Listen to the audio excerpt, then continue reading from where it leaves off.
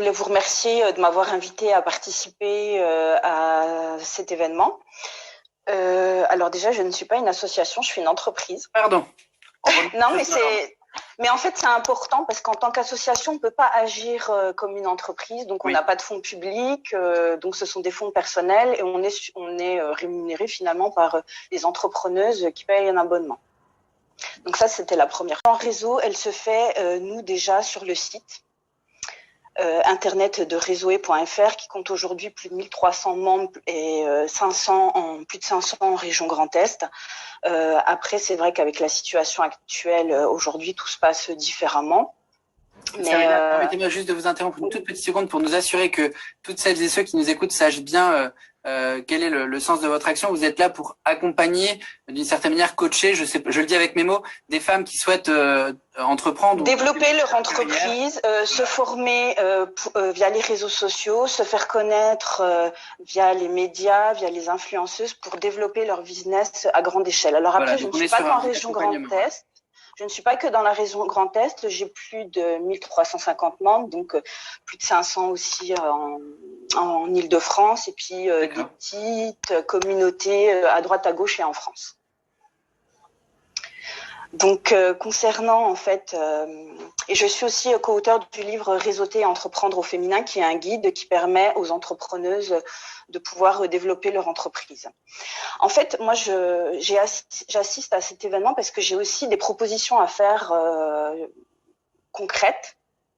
Alors je sais pas si je peux. Allez-y, on vous écoute. En fait, depuis l'émergence des réseaux féminins en 2019, j'ai proposé à la région Grand Est d'organiser des rencontres avec les présidentes de réseaux et les responsables politiques à l'égalité hommes-femmes pour mieux nous connaître et proposer des projets collectifs.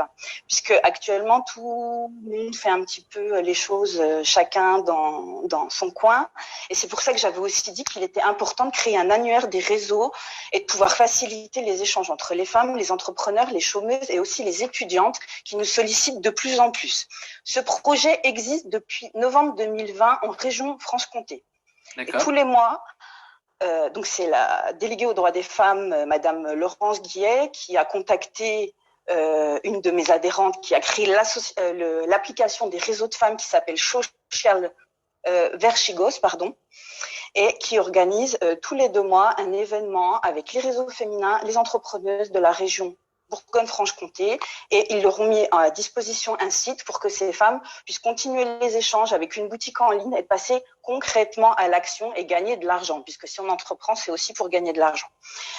Il faut organiser, je pense, des forums de carrière professionnelle pour les femmes sur le modèle de L-Active, de professionnels comme il y a dans d'autres régions. Malheureusement, dans notre région, ça n'existe pas et les femmes sont en réelle demande de ce genre d'événement.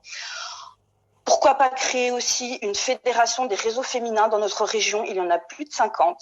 Ce projet existe en Occitanie, ça existe depuis décembre 2020. Donc pour vous dire que les choses, elles avancent aussi concrètement pour faire avancer l'égalité et permettre aux entrepreneuses, aux femmes et à toutes celles qui veulent entreprendre de leur apporter finalement sur un plateau toutes les adresses et leur faire gagner du temps. Voilà, tout simplement. Il y a une urgence parce qu'on est depuis ce confinement, les femmes consacrent de moins en moins de temps au réseautage. Et ça, c'est une étude IFOPS de février 2021. Le télétravail intensifie les inégalités. La charge mentale, elle s'accentue. Il y a de l'anxiété. Il faut des ressources économiques et des vrais avec un planning et des objectifs. Ce qu'il n'y a pas actuellement. Chacun fait un peu ce qu'il veut. Moi, je vous dis franchement ce que je pense.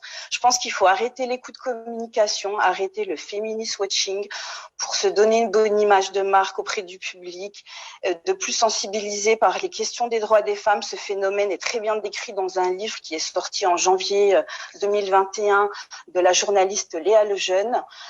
Et ce que je voulais vous demander, c'est vraiment aujourd'hui du concret maintenant et tout de suite, de l'action ici et aujourd'hui, parce que les femmes entrepreneurs se sentent abandonnées. Et comme je suis une entreprise, je ne peux pas répondre à toutes les demandes. Donc moi, sur mon site, je voulais pas laisser toutes les personnes au bord de la route. Par exemple, j'ai fait un accès gratuit aux étudiantes qui sursollicitent depuis le confinement. Elles voient dans notre réseau une possibilité d'être en contact avec des femmes chefs d'entreprise, de pouvoir être visibles et pourquoi pas passer leur CV. On le fait déjà sur nos réseaux sociaux. C'est ce qui fait l'influence de Réseau.